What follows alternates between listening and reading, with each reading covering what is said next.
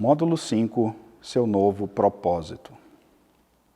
Capítulo 1, o propósito eterno de Deus. Efésios, capítulo 2, versículo 20 e 22. Edificado sobre o fundamento dos apóstolos e profetas, sendo ele mesmo, Cristo Jesus, a pedra angular, no qual todo edifício bem ajustado cresce para santuário dedicado ao Senhor, no qual também vós juntamente estáis sendo edificados para a habitação de Deus no Espírito. O propósito de Deus é eterno, porque já existia antes da criação. Ele deve ser vivido por nós hoje e continuará a ser vivido pela eternidade. Todos os outros propósitos devem estar alinhados com ele. Porém, muitas igrejas o ignoram. Para nós, nada é mais importante do que conhecer o que está no coração de Deus. Como filhos gerados segundo sua espécie, nada nos agrada mais do que conhecer o propósito do Pai e cooperar para que ele seja realizado. Tudo o que fazemos para o Senhor precisa estar de acordo com esse propósito eterno, pois Deus não está interessado em nossas muitas atividades, mas no cumprimento de seu propósito. Por isso, precisamos conhecê-lo.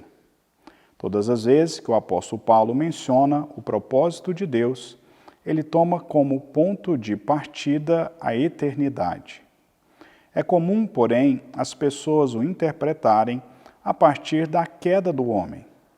Tomando-se a queda como ponto de partida, é natural que todo o trabalho espiritual seja feito em função de resgatar o homem da condenação do inferno. A redenção, apesar de muito importante, não é o alvo final de Deus, é apenas uma correção de rota. Outros, percebendo esse equívoco, interpretam o propósito de Deus a partir da comissão dada por ele a Adão: sede fecundos, enchei a terra e dominai-a. Partindo desse princípio, enxergam tudo sob um ponto de vista de governo e de reino. É verdade que Deus quer que possamos exercer sua autoridade na terra, mas o propósito eterno envolve algo mais central. Antes da criação, Deus já havia planejado algo. Naquele tempo, quando havia somente Deus, o que a Trindade estava fazendo? Certamente, essa atividade tem algo a ver com o propósito eterno.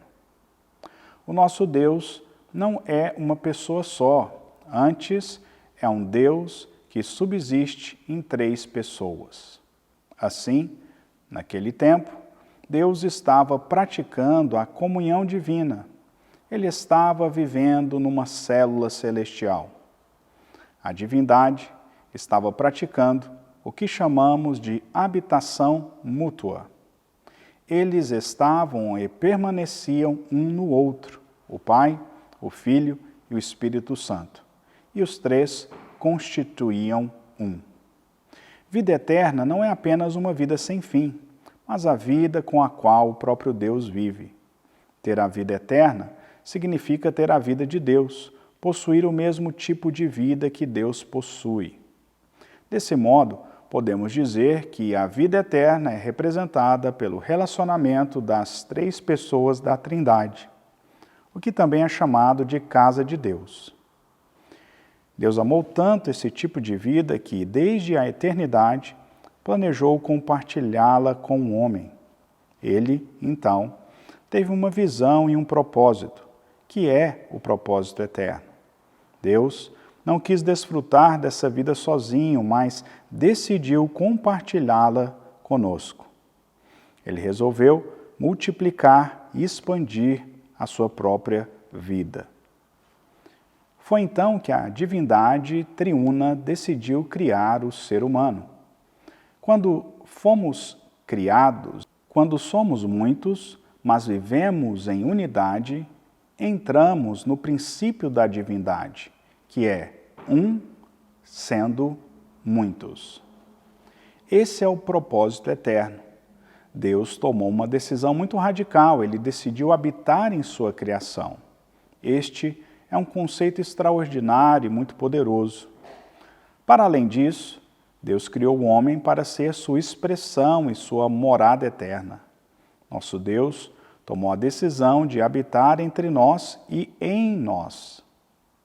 Ele veio habitar entre nós porque desejava que fôssemos participantes de sua natureza, recebêssemos de sua vida e assim pudéssemos viver o mesmo tipo de vida que ele vive, uma vida voltada uns aos outros e a vida da igreja. A verdadeira vida da igreja precisa ser a mesma vivida pelo Deus triuno. Deus deseja que sua natureza seja expressa pelo homem, mas somente podemos expressá-lo se vivermos esse estilo de vida de uns para os outros. Sendo Deus um na pluralidade, ele somente pode ser expresso quando somos muitos e podemos viver uns pelos outros, em unidade. Aí estamos seguindo o exemplo da Trindade divina. O propósito eterno de Deus é que o homem seja sua habitação eterna. Somos individualmente a habitação de Deus, mas existe uma verdade maior e mais ampla, a de que só podemos ser plenamente uma casa para Deus se vivermos de forma cooperativa. Pedro diz que somos individualmente pedras vivas desta casa divina. 1 Pedro, capítulo 2, versículo 5. Também vós mesmos, como pedras que vivem, sois edificados casa espiritual para serdes sacerdócio santo, a fim de oferecerdes sacrifícios espirituais agradáveis a Deus, por intermédio de Jesus Cristo. Isso acontece de forma prática na célula, onde cada um pode ser encaixado e edificado. Somos edificados quando estamos ligados a nossos irmãos e somos vinculados uns aos outros no amor pela argamassa do Espírito. A intenção de Deus é formar um corpo que se tornará a completa expressão de Cristo na terra. Isso é chamado de plenitude de Cristo. Efésios, capítulo 1, versículos 22 e 23. E pôs todas as coisas debaixo dos pés, e para ser o cabeça sobre todas as coisas, o deu à igreja, a qual é o seu corpo, a plenitude daquele que a tudo enche em todas as coisas. A igreja é a plenitude de Cristo. Isso não é sensacional? Com toda a reverência, preciso dizer que, sendo parte do corpo de Cristo, tornamo-nos também parte da própria divindade. Somente expressamos a imagem de Deus quando somos muitos vivendo um estilo de vida comunitário. Esta é a imagem de Deus, muitos sendo um. Este é o conceito da casa de Deus, o conceito da vida de comunhão, da vida eterna, do propósito eterno. Ser igreja é algo muito mais divino do que parece. Não é simplesmente fazer parte de uma organização ou ir a um culto de domingo. É ser instrumento para que o propósito de Deus se cumpra, para que a expressão da divindade aconteça através de nós. É ter hoje na terra uma pequena expressão daquilo que teremos no céu. A Bíblia diz que na eternidade Deus será tudo em todos. Viveremos então a unidade perfeita e completa.